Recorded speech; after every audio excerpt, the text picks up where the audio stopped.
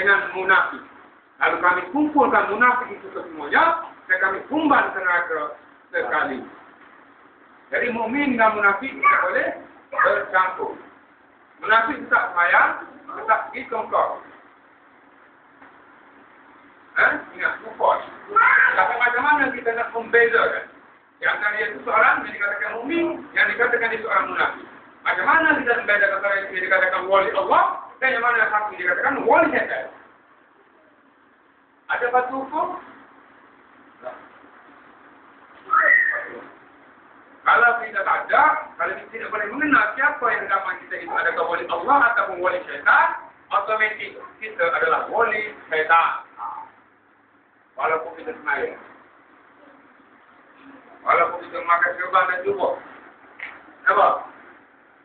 Tapi kalau kita tidak mengenal wali Allah, otomatik kita adalah wali syaitan. Siapa wali Allah di zaman ini? Inna waliyallahu alladhi nazzala al-kitab. Tuhan dijawab, maksudnya ialah Allah waliku yang menurunkan kitab kita. Wa huwa yatawalla shalihin. Berlindung kepada orang-orang yang soleh. Nak kenal orang-orang soleh di zaman ini, di zaman fitnah, maka hanya Al-Quran. Dipanggil Quran. Pembeda. Buka surah Al-Baqarah ayat 118.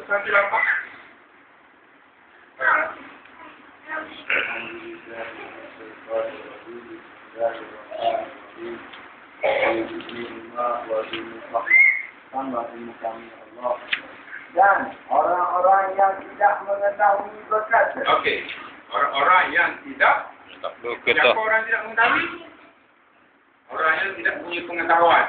Siapa orang yang tidak punya pengetahuan? Orang-orang yang bodoh.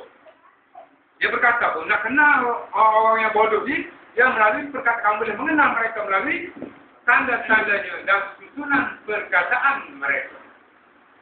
Dan wali-wali Allah itu tidaklah dia berkata-kata, melainkan kata-kata. Apa?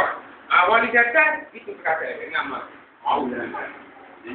Dan orang-orang yang tidak mengetahui berkata, mengapa Allah tidak berbicara dengan kita atau datang tanda-tanda kepada kita.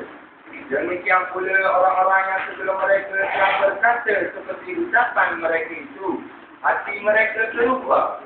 Sesungguhnya telah kami jelaskan tanda-tanda kepada orang-orang yang yakin. Orang-orang yang bodoh, orang yang tidak mempunyai pengetahuan akan berkata, kalaulah Allah dapat berkata-kata dengan kita. Kalau anda tidak dapat berkata-kata dengan Allah Subhanahu Wa Taala, anda termasuk dalam ayat ini. Otomatis. Adakah kita dapat berbicara dengan Tuhan? Adakah kita dapat berkata-kata dengan Tuhan? Firman Allah, tidak layak Allah itu berkata-kata dengan manusia, melainkan diberikan wahyu. Tahu boleh kata.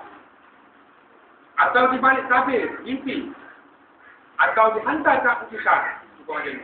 Kalau utusan itu menyampaikan Al-Quran kepada manusia melalui apa yang dikehendaki. Mari buka, tuan buka. Itu dipanggil Musa taklima. Musa berkata-kata dengan Allah. Dan kamu tidak ada di sebelah barat ketika kami menyuruh Musa berkata-kata dengan kami. Semua tak ada kan? Semua tak ada. Tapi diturunkan Al-Quran kepada kamu sebagai satu rahmat yang besar daripada kami. Oh, ya, Masya Allah.